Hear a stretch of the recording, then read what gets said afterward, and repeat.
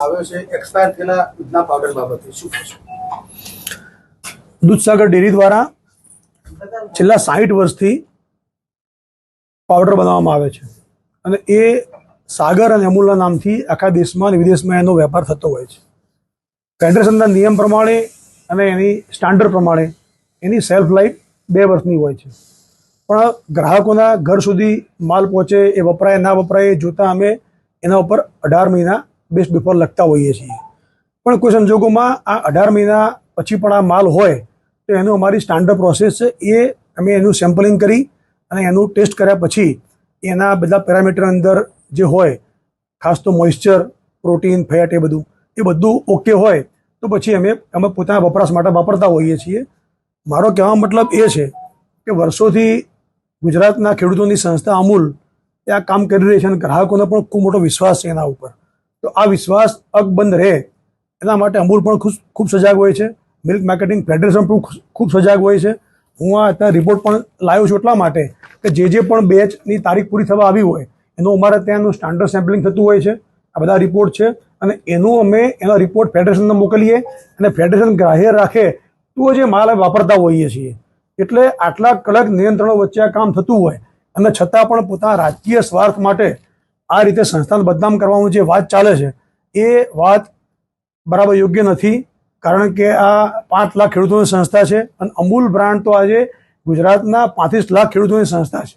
તો આવો અમૂલ નામથી વેચાતો પાવડરને આ રીતે બદનામ કરવાની જે વાત છે એ બિલકુલ વખોડી નાખીએ છીએ અમે.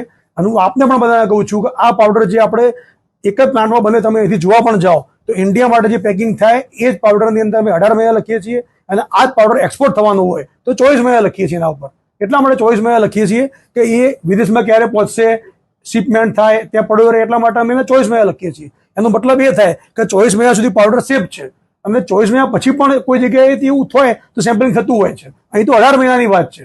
તો આ આખી વાત બિલકુલ વાહિયાત વાત છે. દૂધસાગર ડેરી એમના ગુણવત્તા નીતિ ઉપર બિલકુલ 100% ખરી ઉતરેલી છે અને આ સંસ્થામાં ખેડૂતો દૂધ જે ભરાવે છે એનું પણ અને આપણા ગ્રાહકોનું એ બધાનું કામ કરતા હોઈએ છીએ. આપની સામે જ કેમ આવ્યા? એ એમનો અંગત પ્રશ્ન હશે, એ કરતા હશે. આજે પણ મને જાણવા મળ્યું કે એ ત્યાં આગળ ચરાડા મુકામે જઈ અને એમને જાતે સીલ તોડ્યું, લોક તોડી અને અંદર જે એમનો પ્રવેશ કર્યો.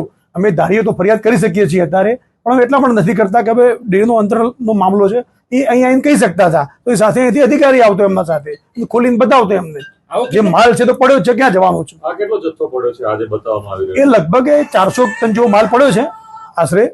અને એના સિવાય અમારા પાસે કુલ અત્યારે 23,000 ટન પાવડર પડ્યો છે વિવિધ જગ્યાએ. સાહેબ, એમનો આક્ષેપ છે કે ડેરી પાસે કોન્ટર પાવડર હતો, આમ છતાં ફેડરેશન પાસેથી આપણે પાવડર લીધો. આ વાતમાં કેટલું થયું? મારે એમ કેવું છે આપને કે ડેરીઓના ઇન્ટરનલ જે વેપાર હોય એ ફેડરેશન મારફત થતા હોય છે.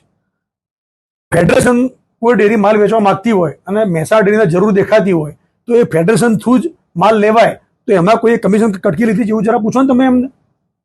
તો શા માટે કોઈ આ વેપારમાં અંદર હશે? પણ જ્યારે એમને દેખાતું હોય માર્કેટ સારું અત્યારે થઈ રહ્યું છે તો માલ લેતા હોઈએ છીએ. મારે આપના માધ્યમથી જણાવવું છે કે અમે 231 રૂપિયાથી લઈને 245 રૂપિયા સુધી અલગ અલગ પાવડર ખરીદ્યો, જે ગુજરાતનો મિલ્ક માર્કેટિંગ ફેડરેશનનો જ ખરીદ્યો, કોઈ પ્રાઇવેટ ડેરી પાસે નથી ખરીદ્યો, અમૂલ ફેડરેશન પાસેથી ખરીદ્યો. એ આજે 290 રૂપિયા ભાવ છે એનો. તો એ સંસ્થાનો ફાયદો થાય છે ને એના કારણે. તો એમાં કોઈને શું તકલીફ થાય છે? સાહેબ, આ તમામ જે પાવડર છે ખરેખર